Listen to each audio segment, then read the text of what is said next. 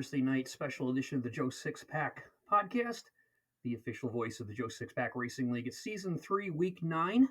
And if you want to find out what Joe Sixpack Racing was up to last week and this week, you can log on to twitch.tv/Greg Dreiss, and we'll have last night's report on there, as well as an interview with the guys from HC Beagles Racing. I'll let you know about the ocular melanoma awareness race that Joe Sixpack podcast is sponsoring. It's being sponsored by 3 Wide Designs, or put on by 3 Wide Designs. It's a 50-lap race at Knoxville Raceway. It's being held on November 17th, 2021. 50 entries, 27 cars to start the A main. If you're interested, you can find 3 Wide Designs on Facebook. So now I'd like to introduce our guests for tonight, and this is going to be a fun one because we've been going back and forth all week, sharing stories and everything.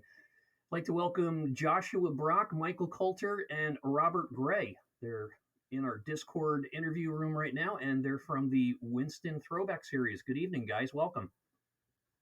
Good evening, sir. Good evening. How you doing? Doing pretty well. So I've got Josh's bio here. He sent me a book, which is great because the more info you have to talk about, the better. And I've also got Mike's. So why don't we start with Robert? Robert, tell me a little bit about yourself, how you met these two. Do you know them personally? What's your racing history? And when you got involved and why you're doing iRacing? Yeah. Well, first of all, thank you for giving me the opportunity to be on here, man. This is awesome. Oh, you're welcome. I actually don't have any real racing experience. I've just been playing the video games and being a fan of NASCAR. 28 years old, and grew up in Stewart, Virginia, and became a huge Wood Brothers fan. Cool. My dad was always taking me to Martinsville, and been to a couple other tracks. Yeah. Pocono, Dover, New Hampshire, and just been infected early at a young age. I've been a longtime fan and got into the Thunder games and the old EA Sports games. iRacing about a year ago, and got caught up with the Throwback Series. I found it on Facebook a couple months back, and when I saw the post for the recruitment, I instantly wanted to become a part of it, and that's how I met Josh Brock, and Michael Coulter. And so far, it's been really successful. Oh, that's cool. And having a lot of fun. Every single guest that I've had on got involved with iRacing seriously during COVID. It seems like iRacing had a great resurgence or new growth in COVID. So did you, when was the last time you were at Martinsville? I was down there 2 weeks ago, and that was quite the weekend. Well, I moved from Virginia 2002, but it's been a while. Okay. So probably the last race was 2001. I was a lot younger, and I haven't been down there since. I'd love to go back. It's a great track. It is a great track. I've been there twice. First time was, I want to say, 4 years ago. My family, my mom went down to Jackson, South Carolina, just outside Augusta, Georgia, where she grew up, and it was a family reunion. It was her birthday. So I went down, we surprised them. We drove all the way from New York straight through, me and my son, and we spent the weekend there, surprised them, and then left Augusta on Sunday morning. It was 55 degrees, got to Martinsville. This is, in October. Got to Martinsville, it was 39 and light snow, and we sat out and we froze. But it was a pretty memorable race. So it was a lot of fun. So, Josh, why don't you tell me, well, first of all, Josh, thank you for your service there. I see you were in the Navy for quite a while. Happy Veterans Day to you and all your military buddies there. Thank you, sir. So tell me a little bit about your background with racing there.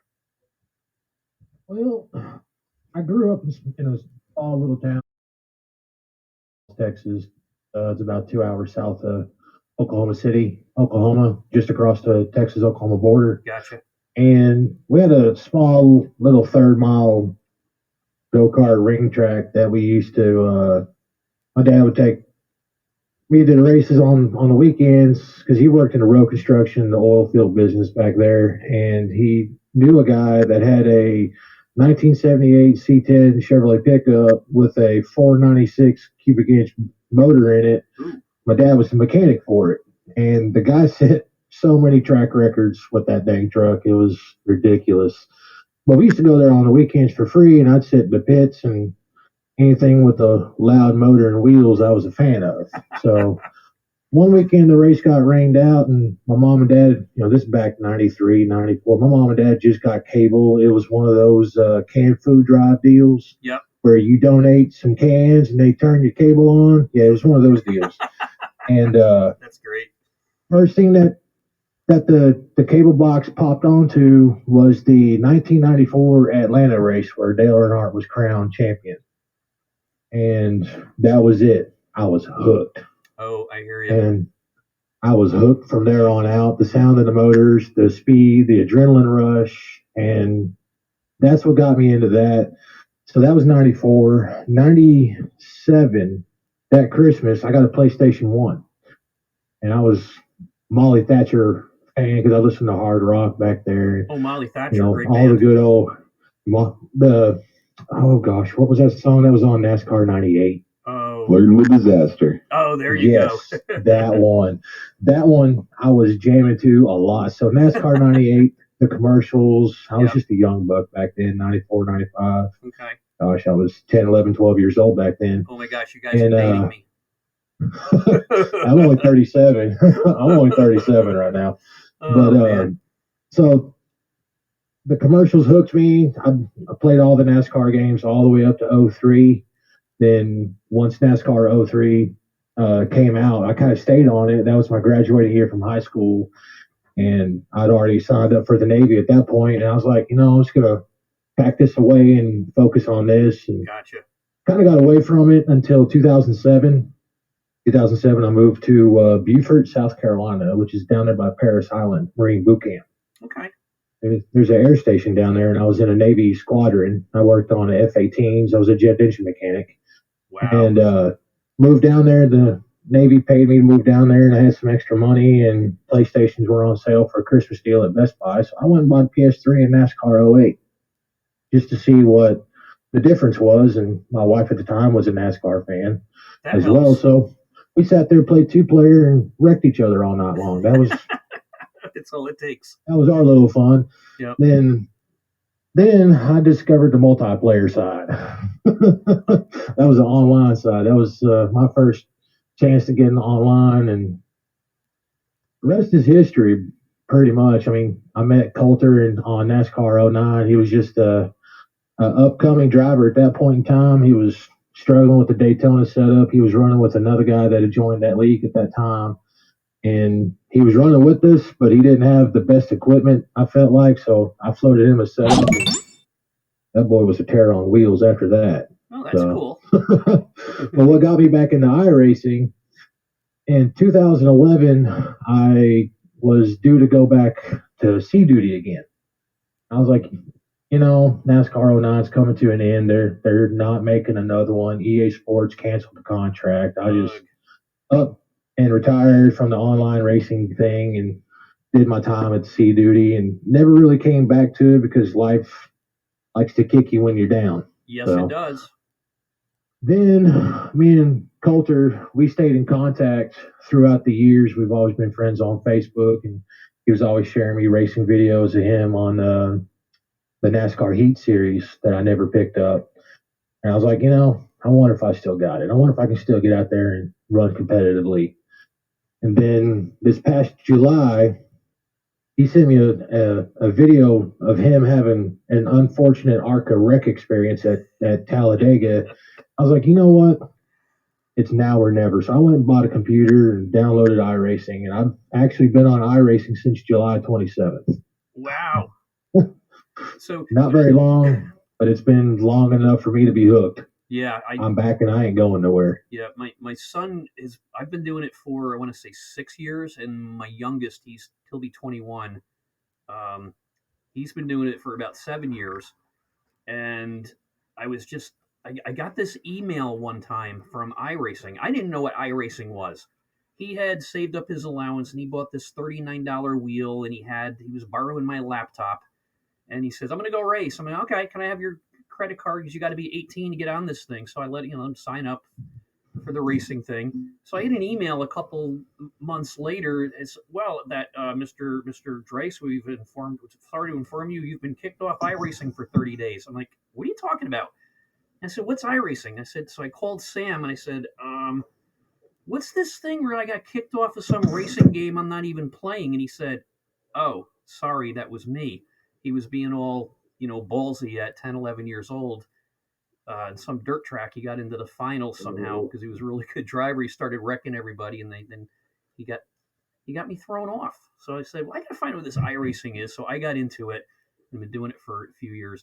When I said you guys were dating me, you mentioned you like grew up in the 90s and you were like, I don't know, like 10, 11 years old when you started or something like that. Well, when I was 10 years old in 1972, that's where we're going there. So, Mike, tell me about your racing experience. I know you're a big Dale Earnhardt fan, and it says here you could only get Jeff Burton's AT&T number 31, and that was good enough because it had a number 3 in it. Yeah, first off, I just want to say thanks for having me on here, man. It's a cool experience. I really appreciate that. Oh, you're more than welcome. Yeah, the 09 EA game, it had the 31 and 29, of course, for the children's cars. So that was the only one they had available. I guess it was coincidental. Josh had his league, which was Max and Max Racing on 09. That's how I met him initially. Gotcha. And they held a couple of recruitment races, and I pretty much walked in here with a default setup, man. I ran door to door with them guys, and we've been buddies ever since. That's really cool. And it says here the info you sent me, your Uncle Curtis had a big influence in you getting involved in racing. Yeah, I used to watch a lot of the races with my dad and my uncle. My uncle was a big Gordon fan, so he would always try to convince me, you need to go for this car. You need to go for this car. Well, the only car I saw whipping that car was that black one. And I said, no. I said, I'm going for that black and silver one right there. I said, there ain't nobody moves in and out of the cars like him. Gotcha. When you mentioned we mentioned the number 3, you said, you'd settle for 31. We were on our way back from Martinsville. We were listening to the Dale Jr. downloads. And I want to say it was one of the Woods brothers when they were getting into racing. He couldn't get the 21 because whoever had it wouldn't sell him the number. So they said 7's available. So he said, I'll take that because there's a 7 on the roof and the 2 doors, and that equals 21. So when you wrote that, that was kind of reminded me of that one. So was there, what else here? So have you done, let me just say, going over your notes here, when was the first time you went to a live race? Oh, man. Early 2000s, late 90s. I've been fortunate enough to see some of the greatest people race. But one of my most favorite races was when Junior won the EA Sports 500 at Talladega. His first win at Talladega. We were sitting in the Birmingham Tower. It's a little bit between the start-finish line and pit road exit at Talladega. If you ever been there, the upper deck. Nope, it's on their bucket list. Go ahead. You can see the whole track from that perspective. And man, I just remember being there. The crowd was going wild. They were throwing beer cans at each other, cheering. They wasn't even throwing them at the car like they were doing to the 24 a few years later. Oh yeah. But it was a big party in the grandstands. I thought they were going to crash. Wow. We go to Watkins Glen every summer, and we camp. We've got a campsite just about 2 rows off the track, and the party scene at night is incredible. And from what I hear about Talladega, it's quite the party scene down there, huh? Oh, it is. The atmosphere it's such everybody's family down there. Once you get down there, I mean, if you need something, there's somebody next to you camping that they're more willing to just, they give you a shirt right off their back. That's cool. You might not want to be wearing a Ricky Rudd shirt, but Yeah. that mentioned that they'll give you the shirt off your back. We were at the finish line for all 3 races in Martinsville, and I want to say it was the Xfinity race. 3 of us went down, and there was this one guy, totally drunk off his butt, but just being a goofball, just being a silly drunk.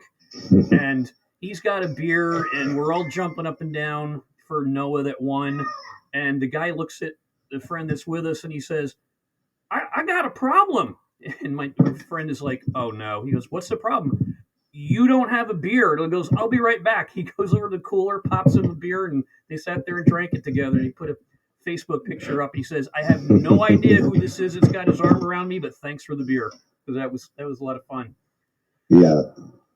And that's the camaraderie that, most NASCAR tracks, anytime you go to just about any race, I believe that's the atmosphere.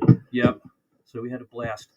So the idea to go to the Throwback Series, whose idea was that? And what about NASCAR, the way they do it today, inspired you to go back to the 90s instead of what's going on now? Well, it's a different kind of racing they got now. And the kind of racing that, I grew up watching, or Josh or Bobby, or, it was an art to it. I mean, you had to know how to pass a guy. I feel like nowadays where the cars are so advanced, there's no art to it. I mean, you plant and go now. I mean, it's almost like watching a slot car race. And what we got to what we got to witness then was, somebody, battling each other for 3 or 4 laps it was a good race. I mean, it just wasn't one and done. I mean, I guess, I don't know if it's a technology deal or whatnot, but it's definitely gotten away from the roots that, especially when they were popular, in the late 90s, early 2000s. Yeah, that's true. I don't know, we got to think back then they were using family sedans that, every family go out and buy one. If they wanted a Jeff Gordon edition Monte Carlo or a Dale Earnhardt edition Monte Carlo, they could get one. And, they're using cars now that, the ZL1, I mean, that's a $60,000 car. I mean, I'm not going to go out and buy one. Nope. So it's kind of gotten away from the race fan. And the race fan is what made it to begin with. So I wanted to bring this league. I wanted to bring this league to the surface to try to show the newer generation that races the current car most of the time that here's how you get into a corner with a guy and keep it clean, because these cars, they'll fit underneath of each other. You got to be clean. You got to respect the track. You got to respect the car. And I feel like that part's getting away from the newer generation. Not taking anything away from them, but sure. Like I said, the art form it's not there like it used to be.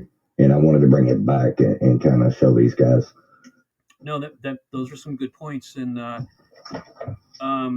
Dave Moody on NASCAR Network on Sirius XM brings that up a lot. He's talking about, when the big money came in I think it was back in the 90s or something like that. And he says it's getting so out of hand that these big outfits, they're spending millions of dollars just to get another 5 or 6 horsepower out of the engine. And he said that's got to stop, because it's no longer, like you said, a family man's game. It's all big money now. Because what does it cost? $20-30 million to run the top team in just one car this year? Yeah, I mean, it's really out of hand. It's more or less sports car racing. If anybody's watched the sports car races from, the late 90s when they actually ran the road courses with the Mustangs and, the Camaros and stuff like that, the Hot Wheels Camaro, and it's really turning into that, and they're getting away from what they had. It was a great product. I mean, I'm still a NASCAR fan. Yeah. A lot of good drivers out there have a lot of talent. It's hard to put your finger on one driver anymore. 20 years ago, there was maybe 5 or 6 that stuck out. Yeah. To me. Now, there's 15 drivers out there that they're so talented that the competition is so close. Yeah, yeah.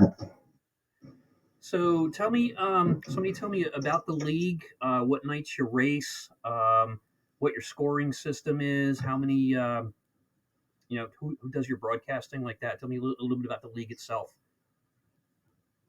So So we're broadcasted. go ahead, Mike. Go ahead, Cheerlead. Go ahead, man. We're broadcasted on Wednesday nights, 8 o'clock Eastern, on Max Speed TV. Those guys have done an outstanding job for us. We do the ARCA cars on the. We've got more of a 1997 year base schedule. We do award the Winston Cup points. There's no chase involved, so it's different from a lot of leagues that are out there now where they don't know anything but a playoff system. And like I said, I wanted to get back to racing. When you raced from race 1 to race 36, it meant something, not from 26 to 36. No, that So, makes sense. And what are the requirements to get in? First of all, do you race fixed or open? We race fixed No, they're setups. fixed setups. Okay. And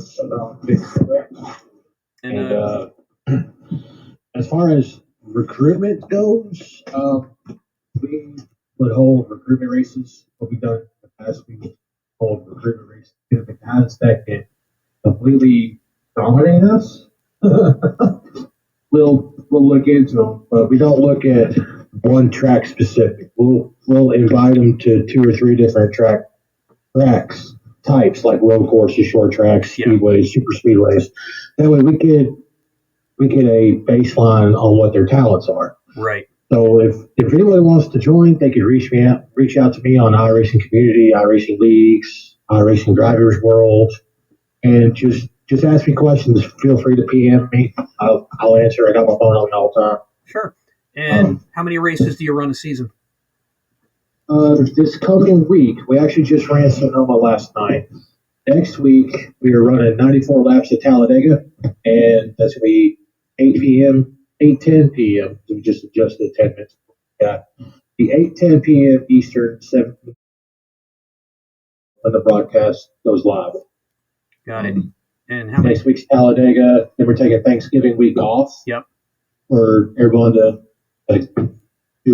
attend their turkey funerals, and then the week after we're going to have an all-star race. Our all-star race was a mastermind creation of my own on the fly.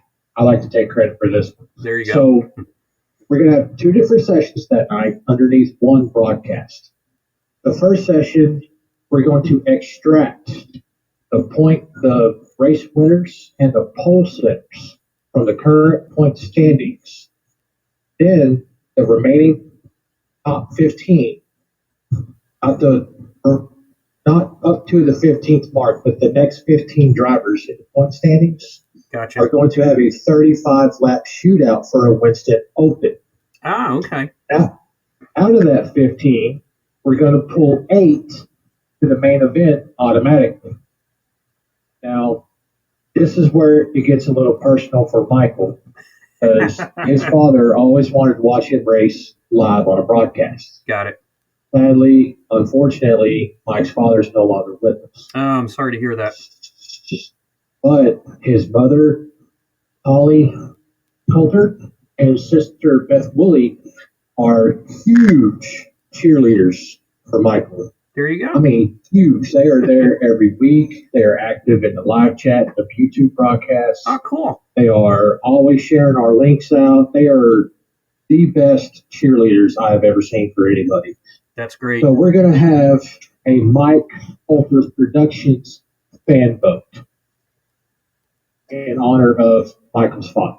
So Excellent. we're going to have a 9th car get voted in. When we get to the All-Star main events, the pole sitters and race winners are going to qualify. The guys that made it in via the open and the fan vote will not qualify. They start at the back. Our race control guy is going to choose a happy number between 1 and 75. That's going to be the competition caution.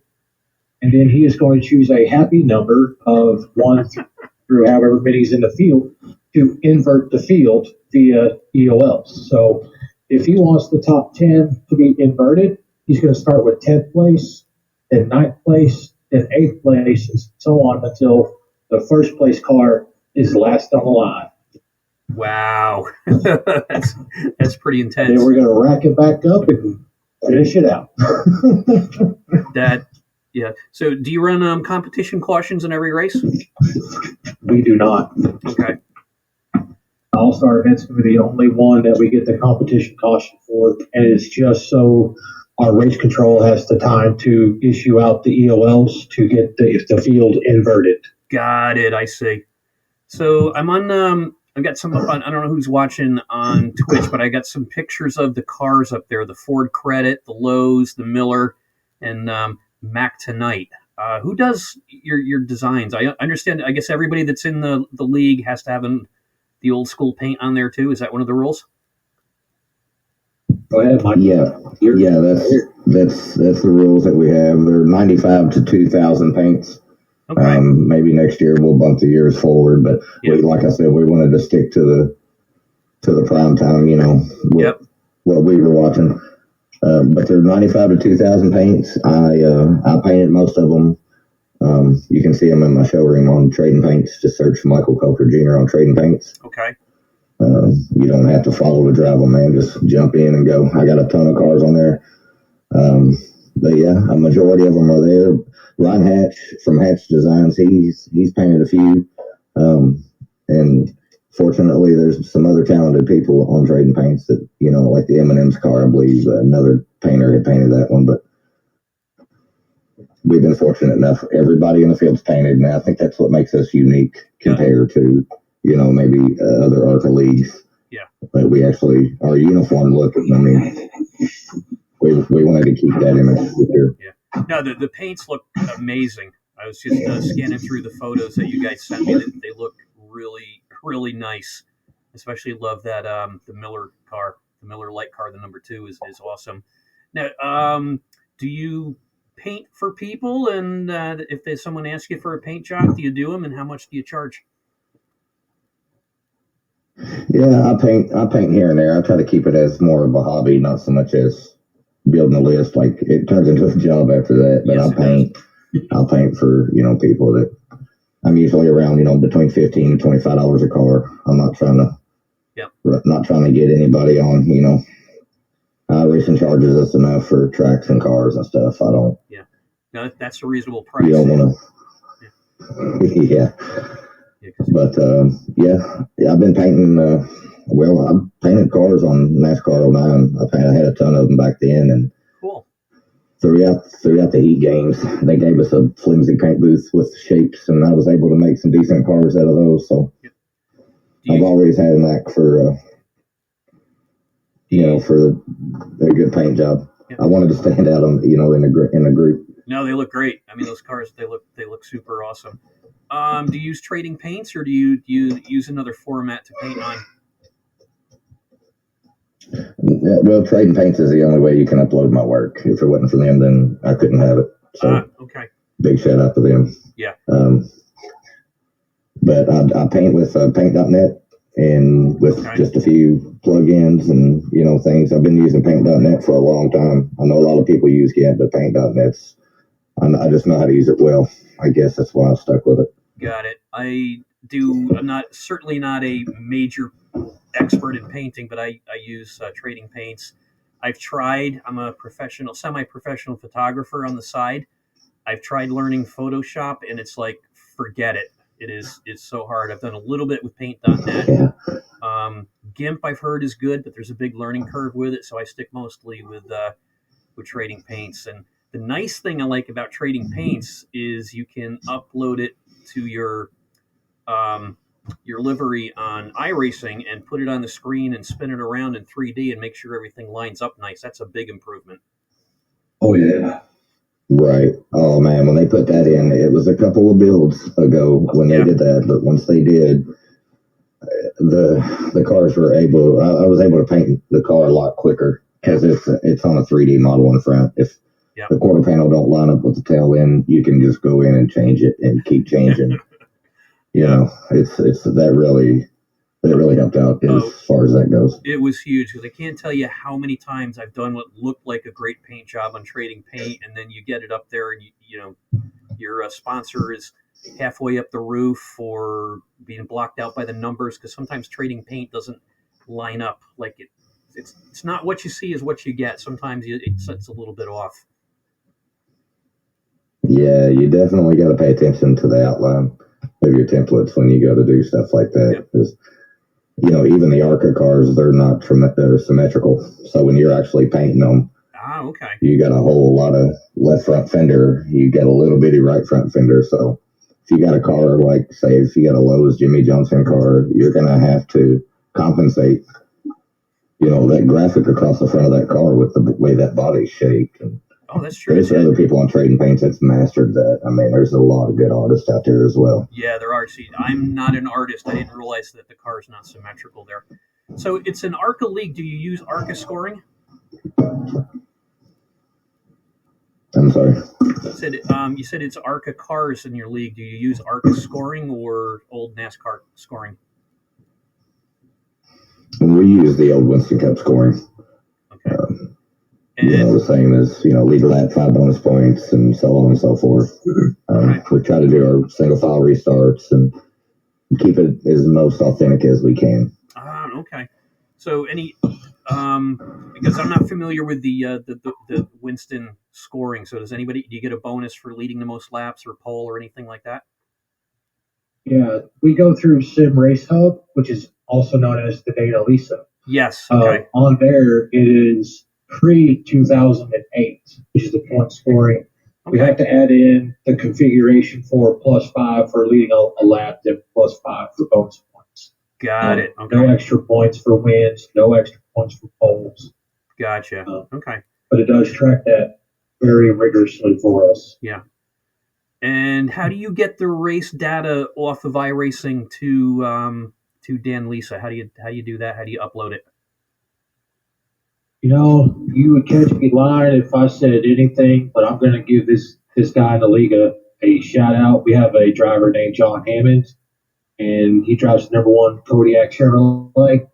The old Steve Grissom, Ricky Craven does a flawless job on uploading our points for us. He handles that side of it. You'd catch me lying if I even try to say how. Yeah, he's been great. That's all him. Yeah. That is all good. John Hammond right there. So, John, if you're listening, we appreciate you, buddy. That's a good shout out. Yeah, I was a little leery. We use the ARCA scoring on iRacing for our leagues. The last 2 seasons now, we were doing Truck League and a Cup League, and I was downloading it onto Microsoft Excel, which trying to get me to figure out Excel was a mistake in itself. And then I was spending hours each week manually changing this and changing that. And I said, there's got to be a better way. And then stupid me, never looking around iRacing enough, I said, oh, what's this point stuff? And then somebody said, you didn't know that? I go, no. So we started using that. But I understand Dan Lisa does a good job from what I've heard from other leagues. They do. As a matter of fact, we used to do it that way. I'll give another shout out to a fellow driver slash mentor through this whole process of me and Mike starting up this league. He knows who he is. Me and Mike know who this is. But Striker 1703 used to sit there with me with a notepad, pen, and a calculator, and we used to add up all the points and load it up to a free website. Oh man. That's rough. We had our own website created. Yeah. Old trophy room, old point standings. But yeah, old Striker 1703. We used to. That's a PlayStation tag, by the way. That's cool. We would sit there for about 2 hours adding up everybody's points and making sure everything was perfect where we could upload it, let everybody know. And we would have the green fonts colored of the letters for someone advancing a position in the points, and the red if they dropped a spot. So it was very meticulous way back when. Yeah, I hear that. Oh man, and I've got a slight case of dyslexia, and then someone would look at the points and they said, I think you're off one row or one column, and I'm like, oh no, go back in, redo it. So it was insane. Racing sponsors. I see you have Mike Coulter Productions and Hatch Designs and MCI Trading Paints. Is that Mike Coulter too? Yes, Gotcha. it's my supporters, the Mike Coulter Productions. My mom and my sister, they chipped in to help get the league going. Oh, cool. And of course, I got my paint booth on there for supplying the cars. We're currently looking for some extra sponsorship if anybody's willing to check it out. Okay. And how'd you get Buck Kicker to be a sponsor? Yeah, that's all we got. So, Josh, I'll let Josh handle that. that was kind of a shade tree botch job that I did right there. So I looked up Butt Kicker on Facebook. Yep. And I come across the Butt Kicker page, and all they had was the support message. So I messaged in the same thing that I messaged you to land this golden opportunity that we are so appreciative of. Sure. And shot them some pictures. They forwarded us to a guy, gave me his email address, and same thing with him. I emailed him directly, and he said, "Hey, I think you guys would be great for the affiliates program." So okay. what they did for us is they set up a discount code. Yep. You get 25% off of Butt Kicker products, and we get a 3% kickback from it. That's off of that 25%. Okay. So excellent. Because you're the second one that I've interviewed that said, "Oh, you just call them up and they'll do something." Check out Plan B Sales, the diecast company. We have an affiliate program with them, where on the retail end, the buyer just puts in the code when they check out, and it's an affiliate code for our league. The buyer gets free shipping, which saves you anywhere from $12 to $15. And we get, I think it's a 5% rebate or a cut of the sale, and we use that to offset the broadcast fees and fees for prizes and stuff like that. Because running a league's not cheap. I think between our 4 leagues, we're doing like $150, $200 a month between everything. And we've had some people go out and buy stuff off there, so I think they still have it going on. And they're one of the biggest NASCAR diecast dealers out there. So, and who's Hatch Designs there that I see here? his name is Ryan Hatch. Okay. He's Michael, go ahead. You know him better than I do. He's a fellow artist on Trading Paints that we've run together a few times and in other leagues and stuff on iRacing. And when he jumped in, I immediately asked him to paint a few cars up. Cool. He's super nice guy, does a great job himself. So advertise his logo up here, of course. Sure. Now, at the end of the season, does anybody get prizes, or what do you hand out for recognition for top 3, top 5, or how does that work? Well, I was going to keep this a secret, but because I know we have league listeners right now on your Twitch link, you very graciously sent us. But I'm going to go ahead and drop the ball. So I have found a local trophy company local to Chesapeake, Virginia, where I live here. My wife knows the manager of the store. They went to school together. Oh, cool. So with promoting small businesses, they have agreed for a set amount that at the end of the season, whoever is crowned season 1 champion, they're going to get a gold-plated diecast looking car of their car that they drove on iRacing. Oh, that's cool. On the back bumper, it's going to say season 1 champion. It's going to have their name above the door, but it's going to be an exact replica of what car they drove for season 1. That is really unique. That's going to be great. Congratulations on that idea. And I think the remainder of the top 5, I'm going to hand out commemorative points with 2nd, 3rd, 4th, 5th.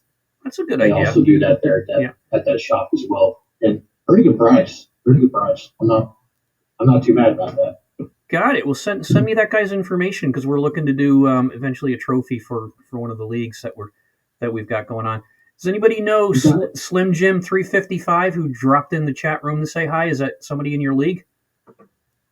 Not that I know of. Okay. Maybe it's somebody that was around before. So, speaking of anybody that's watching or wants to watch later on, it'll be up on Twitch for 2 weeks, because the way Twitch works is so they don't have to go out and buy a bunch of server farms, even though Amazon owns them, is your videos and stuff like that stay up for 2 weeks unless you archive them. What I also do is I go back and take the audio part and load it up to Anchor FM on their podcast platform, and then it gets shipped out to Spotify, Apple Podcast, and Google Podcast, Shoutcast, and a couple others. Right now there's 7 of them.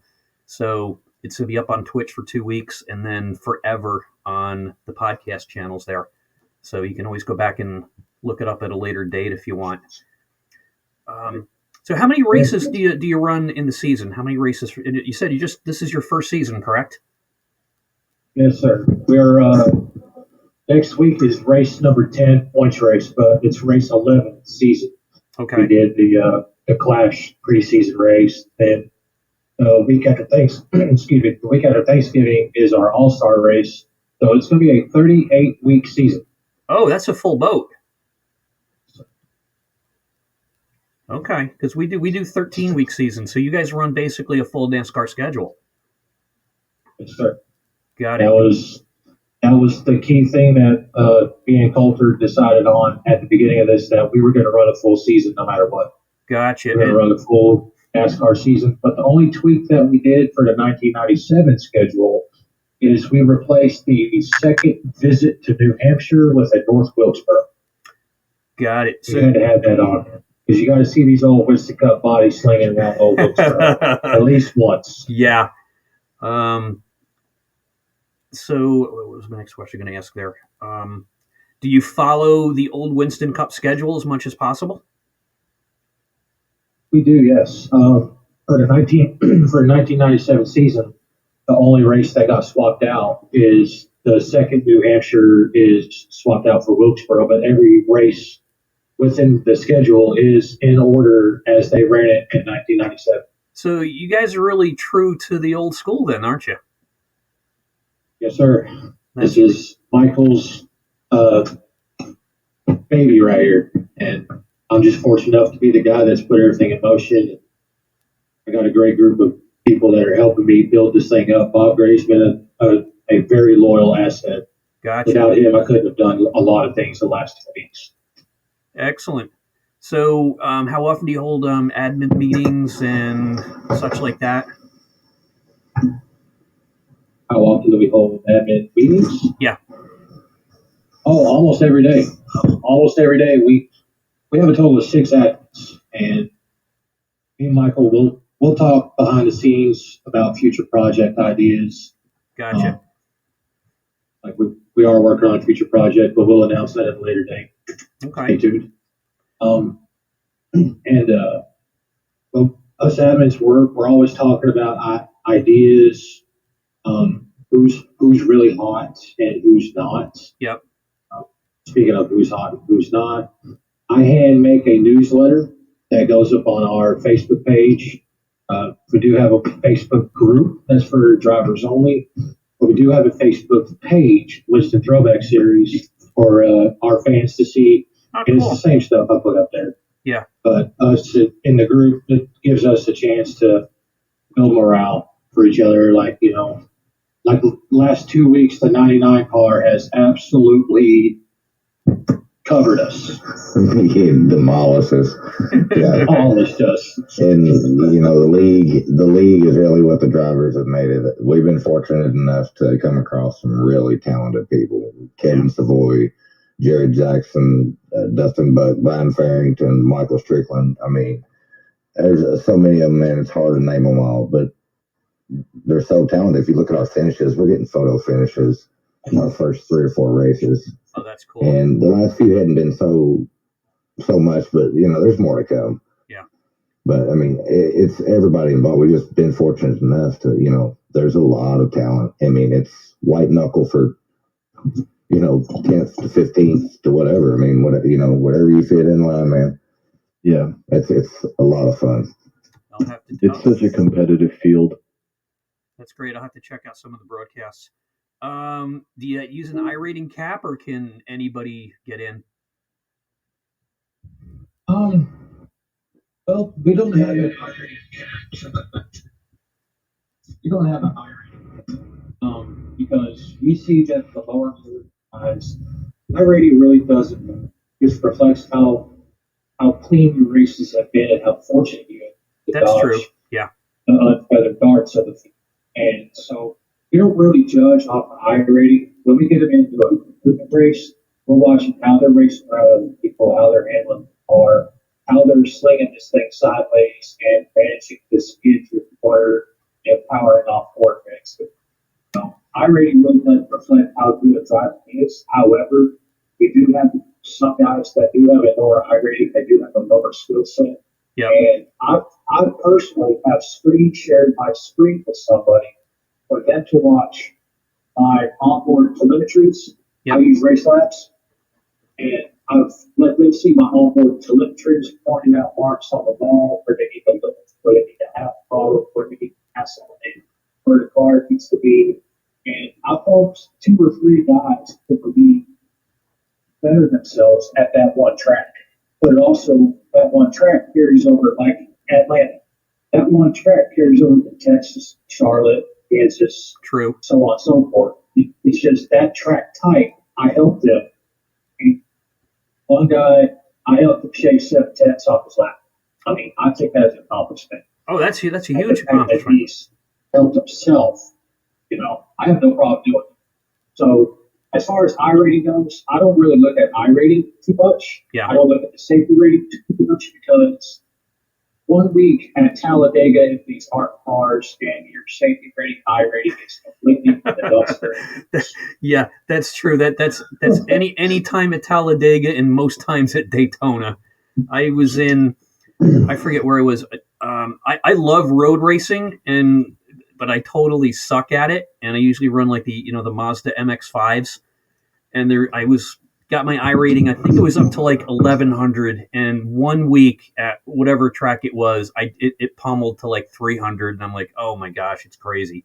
So yeah, I see what you mean there. We're a laid back but a fun league. We call it, for the casual and new driver. So we do have an iRating cap of 2,000. You can get in with a 2.0 rookie up to an 4.0A, and we also go a little bit further looking at the driver's skill like you do. We had a couple guys that wanted to join a couple weeks ago, and their numbers were good. I checked out their stats on iRacing, and I'm like, wow, these guys are really, really good drivers. They're top 5, 30% of the time. They're winning 20% of their races. Then I looked at their incident counts, and they were sky high. So they're either wrecking people to win or something else is on. So if you've got a really high average incident count, you're not going to make it. And then also during recruiting, the admins, we've got 4 of us, and during the recruiting races, the admins will purposely space themselves out in the pack from front of the pack, middle, back, like that, and switch and take notes while they're racing. So that way we can go back and watch the recorded races and have meetings. And we have one guy, one of our admins is over in Ireland, and he's a big techie, and he goes to the incident reports, which you can get off iRacing, and matches it up with the actual, the screenshots of the incident, and we go through it line by line and say, yeah, that's a racing incident, that one's not, and then we decide at the end of our 4 or 5 recruiting races who the new drivers are going to be that come in. So it's cool that you let someone else basically watch your screen there while you're driving.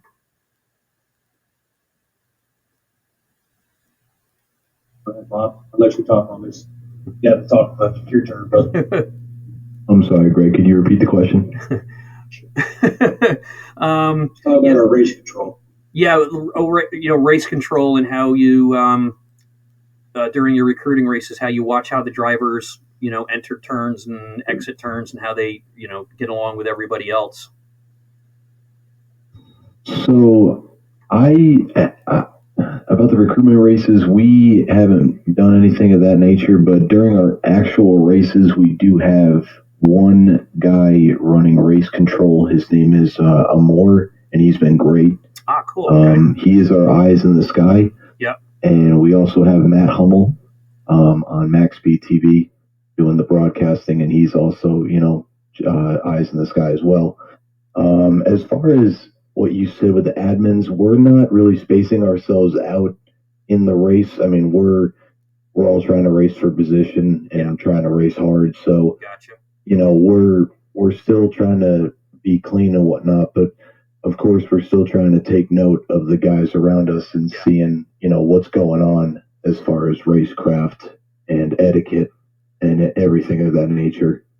Gotcha. Yeah, we only have the admins space themselves out there in the races during our recruiting races, which we have 4 or 5 of, and they'll switch back and forth like that. So that way, because we don't have any race control, we just have iRacing rules. So do you find that having someone running your race control how is it beneficial versus just letting iRacing do all the yellow flags and such? Yes.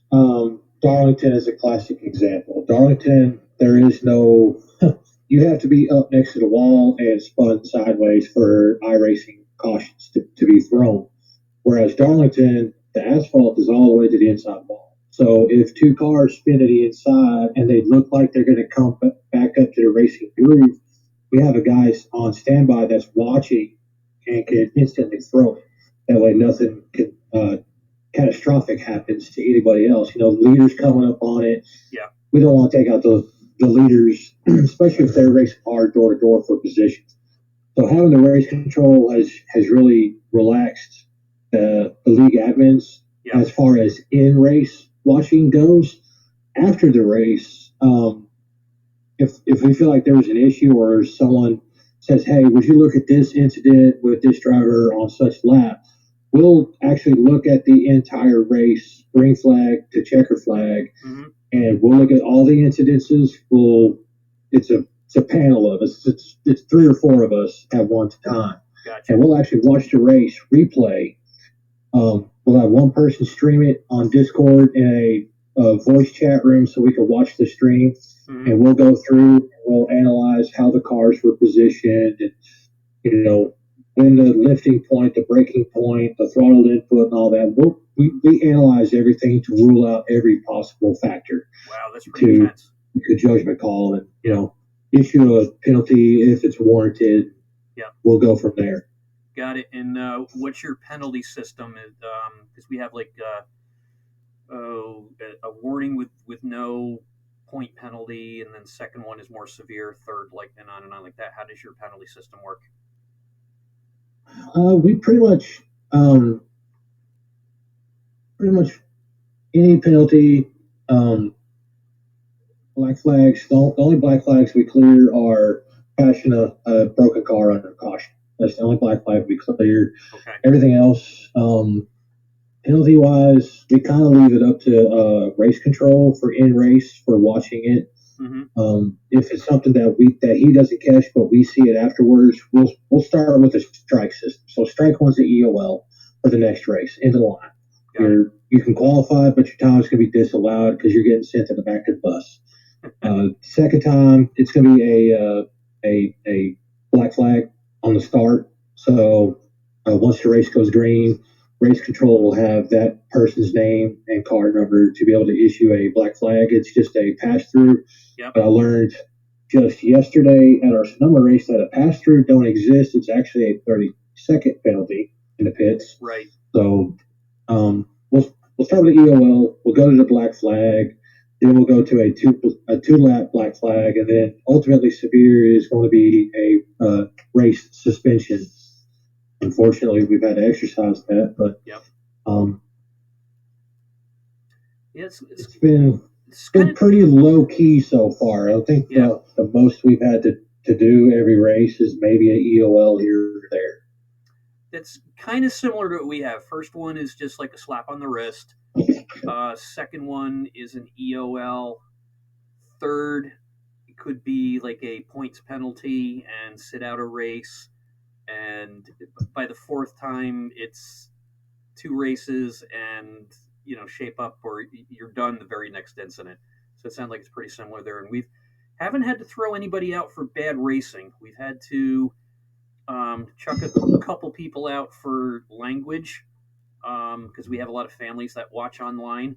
And one of them was one of our sponsors last year. It was a guy up in Canada, a paint shop guy who did great paints, and he sent us a couple $50 checks for through PayPal to pay for the league and his sponsorship. And then he gets into it with one of their drivers, F this, F that, and we booted him from the race. And then he goes into the chat room with our broadcaster and starts in on everybody. So he, needless to say, didn't get a refund on his $50, and he got sent the boot. So we think we started in October. The league we started October of last year, and I think we've only had to kick out of the league maybe 2 people. So other than that, everything's been pretty up and board, and developed a lot of friendships with everybody. We have this year we're putting out 20 to 25 cars every race. We have a maximum field of 35, and it's like I said, it's just a lot of fun. Have any of you guys ever met up in person yet?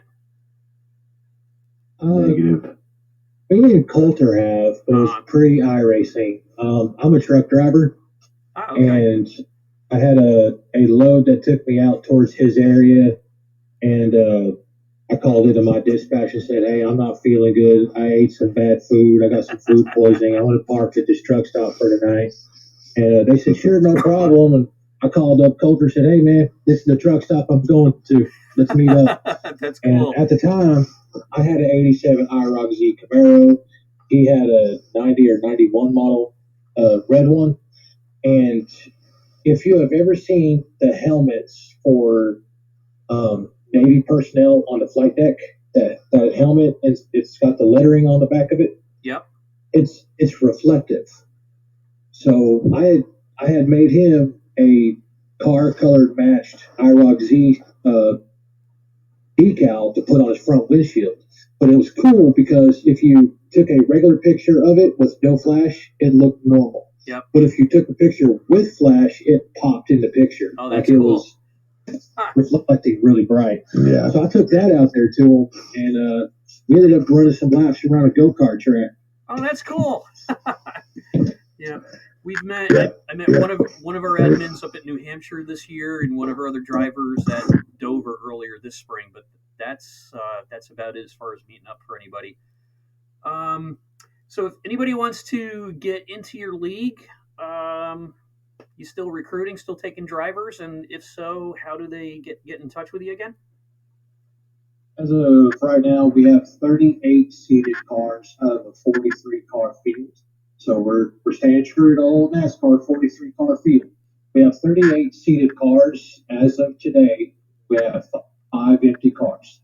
Okay. So if anybody wants to reach out to myself, Michael Coulter, Robert Gray on Facebook, be more than willing to sit down and have a talk and arrange a track, a time, and place for some other guys in the group to hop in the room. We'll host a recruitment session. We'll take you out on track, see what you're made of. We'll find out what your strengths are. Yep. We'll find out what your mid range is. We'll find out what your weaknesses are, and we'll do a coin toss on where we go. It's not going to be something easy as a Daytona or Talladega. Right. Nothing like that. Nothing crazy like a iRacing super speedway. As much as I would like to watch the world burn, we can't do that. But we'll take you to a Kansas, Yeah. a Kentucky, Old Atlanta, Darlington, somewhere where you got to drive these cars, and we got to see that you can at least hang on to it. Yep. And you have room for growth, and see the potential in you driving a car that you're wanting to select. That's how we do. Got it. But yeah, if anybody's wanting to reach out and join us, we do have Discord. We got the iRacing fan page. I got that link to my phone. They could message that. It'll come to me. We can chit chat about it. Or they can find me on all the iRacing groups on Facebook ads. Yep. I've got plenty of posts about race day posts on iRacing community, iRacing leagues. Yep, I see on there So quite a bit. if Cool. they search me on there, they could comment and I'll get the notification. We'll go to a private messenger. We'll talk about it. As of right now, we have 5 open seats. Yep. If there's 5 drivers out there that's wanting to get into a throwback series ARCA league, hit us up. We are free to join. Donations are appreciated but not required. Got it. Yeah, we do the same thing. We got a couple of the admins want to have it pay to play next year, and I'm like, I'm not sure I want to do that. It's just you're always, like you said, donations are welcome, but if there's no entry fee, etc., like that. So why don't we go around the room one more time before we leave and say your name again, what you do for the league, and just a reintroduction. How about we start with Bob? Why don't you say a little bit about yourself and racing affiliations one more time? Yep, no problem. My name is Robert Gray. I am the director of competition for the Winston Throwback League and also an admin. Cool. And where are you tonight? Where do you live? I'm living up in Barrington, Rhode Island, right outside of Providence. So you're just a couple hours west of me. I'm just south of Albany, New York, in a small town called Coxsackie, famous for a prison and a virus. That's about it. Very cool, very cool. A fellow New Englander. Yeah, pretty close. Cool, and we, my son and I, we work over at Lime Rock a couple times during the season when they have some of their big events going on. And, oh, that's cool, man. Yeah. Lime Rock is a really cool special track. Yeah, it is. We love it over there. And Skip Barber, who is now in his mid 80s, recently sold the track.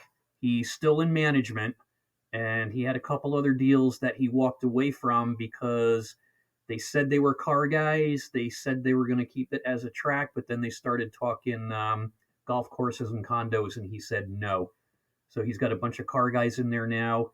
Roger Penske's on the board. Parker Kligerman is part owner. And he's got a lot of Porsche dealers, Porsche aftermarket parts guys, Mercedes guys, and 28 of them, and they're pouring money into the track. So Lime Rock's going to stay around for quite a while. Wow, that's incredible. There's a lot of history there. Oh, yeah, there is.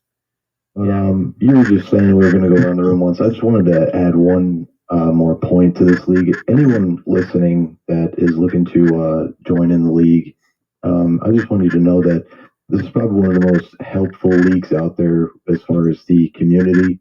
You're not just going to be on your own going into a practice session or going into a race trying to figure out the drive and the racing line. Like, a lot of these guys are going to help you out and try and make you better. Like, when I got in, I really didn't know what was going on. I'm still pretty new to iRacing, and Josh Brock, Michael Coulter, and numerous other guys that aren't in the chat. I mean, they've all pitched in to help me out and make me a better racer. So anyone looking to join, you got that helping you out. So just wanted to throw that in there. Yeah, and helping each other out, that's just going to help everybody else out in the same thing. So, Michael, since your league, what do you have to say in closing? It's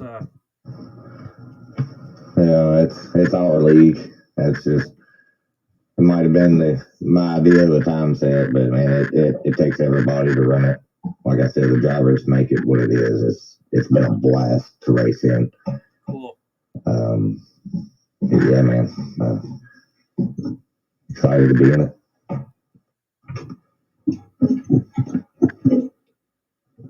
Josh, have anything to add before we close? I do, sir. I do. So, as y'all heard, I live down in Chesapeake, Virginia. I'm a truck driver. I do drive trucks. I'm a local haul containers out of the ports. I have 2 cents to drop on the whole shipping prices thing, but I won't drop it. But we are a helpful league. You know, we got a guy that joined the Discord today just because he wants experience and helpful tips on how to drive these cars. Like Bob said, we're a helpful league. That is true, because a league can only be as strong as its weakest link. This is If you don't true. like to see anybody get left behind, that's the military. You don't leave anybody behind. Got it. So if you see someone struggling, we're going to reach out. Hey, man, what's wrong? What's going on? You're a second and a half off pace. Is there something we can do? What's the struggle? What's going on? How can we help? And Gotcha. well, like I said a little bit ago, I sat there and screen shared my screen Yep. for this one guy to watch how I was driving the track. Sure enough, he picked up 7/10. There you So go. That's what, and we host numerous practice sessions. We'll host one every night. Mondays, Tuesdays, we'll host a practice session and a practice race okay. for the upcoming event. Like last night was Sonoma, the old style Sonoma with the carousel.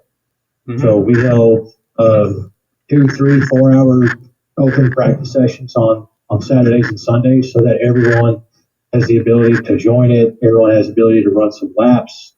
Everybody has the ability to see the racing line, Cool. see what the past lap time is to know what to shoot for. Yep.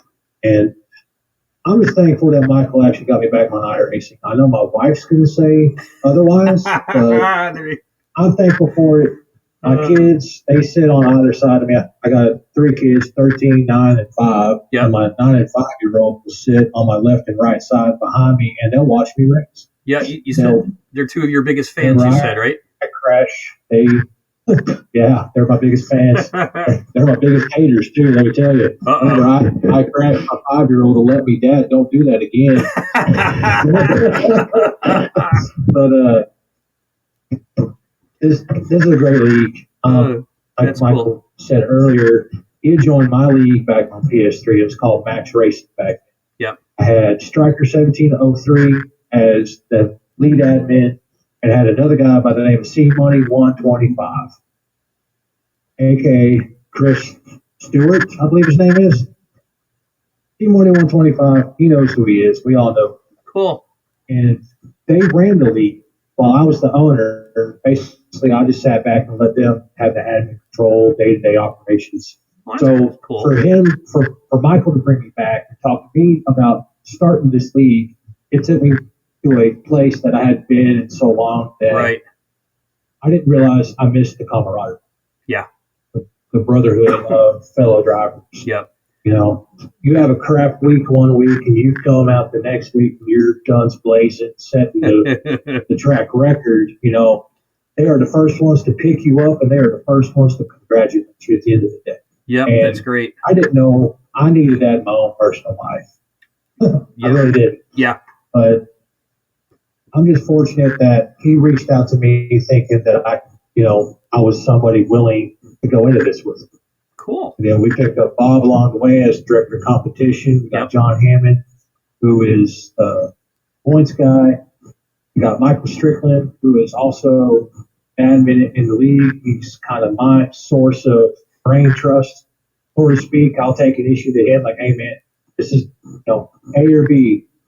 What's your thoughts? And he'll give me an XYZ answer that I didn't even think of. So he's been real helpful. Very good. I'm trying to think of who else I mean.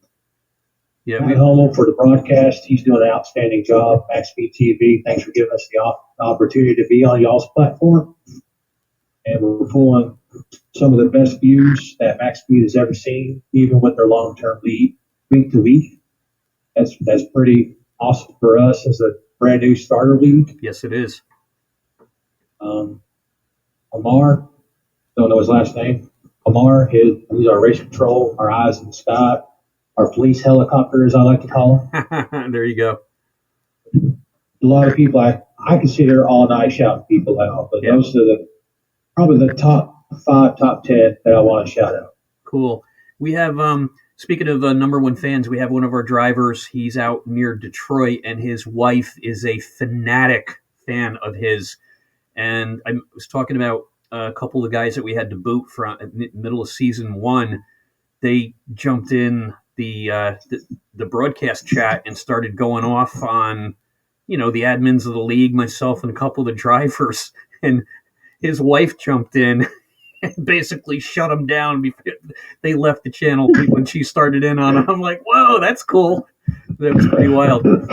So, Josh, Mike. It's funny you say that because my wife this weekend is going to be building. She offered this last night to me, and I was completely shocked. I love her for this. She's going to be building a Instagram account for the Winston Throwback Series, Oh, awesome! and she's going to be building the Twitter account for Winston Throwback Series. Excellent. And as soon as those two pages are built, those links will be on our Facebook fans page. Cool. What's the name of your Facebook fan page? The Winston Throwback Series. Very good. Well, guys, hey, I want to say thanks. This has been an hour and 10 minutes, and the time has just flown. So thanks for sharing all your information on your league. Sounds like you've got a great bunch of friends there, and I got to toss up the camaraderie thing. We have guys that just look forward to racing every Sunday with us and in our other leagues, and we're just finishing up our truck league next week. We've got Legends we do every other Wednesday because the admin for that, he works every other Wednesday night. And we're starting up a Formula V road course league in January. So our plates are full, and we're having a great time. And once again, Josh, thank you for your service to the country, and thank you for driving them trucks out there. And thanks for sharing your league with us. And it's been a pleasure having you guys on here. And it brings me back to talking on almost like the radio, because I used to do talk radio for 6 years down in a small town just south of us. And I really missed it. And this has given me the opportunity to flap my jaws and pretend I'm on the radio again. So the guests make the podcast, and every single interview or chat that I've had over the past couple of weeks has been great. And our league members love listening to it. The guy over in Ireland calls it his late night talk show. So have a great holiday season, and thanks for stopping in, guys. Yeah, you as well. Thank you so much for the opportunity to be on here, Greg, and God bless you, man. Hope to do this again soon. Thanks. I'll look you guys up in season 2 and have you come back and see how things are going. Yes, sir. Okay, have a good night. Bye-bye. Thank you, sir. You're welcome. Have a good night. So that was Josh Brock, Michael Coulter, and Robert Gray from the Winston Throwback Series. You not only have to have the Winston car, you've got to meet their paint schemes. From, I think they said from 1995 to 2000, like that. And we're going to show you one more time a couple of the paint jobs here. There's 4 of them up on the screen there. The Ford Credit, the number 88, the number 2 Miller Lite, the number 31 Lowe's, and can't quite see the number, but it's Mac Tonight, the old McDonald's scheme there. And I've got one of their cars. I've got a Mac Tonight car sitting up on the wall. You can see way back there behind me, where I've got about 50 of my 300 diecast down in my old school man cave. And when I say old school man cave, it was not built by a carpenter. It was built like me, and tools don't get along. So thanks, guys. The Winston Throwback Series and some of their sponsors are Butt Kicker, where you buy through them, you get a discount. They get a kickback for some money for the league. Mike Coulter Productions, Hatch Designs, and MCI Trading Paints. You look up some of their trading paints. You can look up Michael Coulter on Trading Paints, and they give you their information to join the league if you're interested. They said they have 5 seats still open out of 43 and a full 38-week season. So it sounds like there's plenty of time to get in there and make your ways in the Winston Throwback Series. So once again, I want to say thank you, Joshua Brock, Michael Coulter, and Robert Gray. Another fascinating interview with the faces behind the races on the Joe Six podcast. Joe Six podcast would like to remind you about the Lone Star Toys for Tots charity race. This is their 2nd annual. All the driver's seats are filled for the race. However, they are still going with their raffle. $10 gets you a chance to win a really cool rig setup, so you can put your seat, your monitor, and your wheel all on there on a nice unit. And also some friends of mine that were one of my first guests a couple of weeks back, 3 Wide Designs. They're having their I Believe 40. It's a race for ocular melanoma awareness. And first prize is $50 plus a free wrap. Second prize is $25 plus a free wrap. And third prize, you get a free wrap from 3 Wide Designs up there in upstate New York, out near Buffalo, I believe they are. 40 lap A-Main Pro late models. It's going to be on the Knoxville Raceway. that's coming up just in a couple days here, November 17th, 2021. And proceeds and profits will be donated to the Johns Hopkins Hospital in Baltimore, Maryland for eye cancer research in Gail Hackett's name. And that's the I Believe 40, the first annual Gail Hackett I Believe 40 Ocular Melanoma Awareness Race, coming up November 17th at Knoxville Raceway. And once again, this is the Joe Sixpack Podcast. Our guests tonight were from the Winston Throwback iRace Series. They still have a couple openings, 5 seats left, 38-week season. I want to thank everybody for tuning in. We'll be back next Tuesday and Wednesday night with more faces behind the races. This is the Joe Sixpack Podcast, the official voice of the Joe Sixpack Racing League. And once always, we'll see you on the track. Have a good night.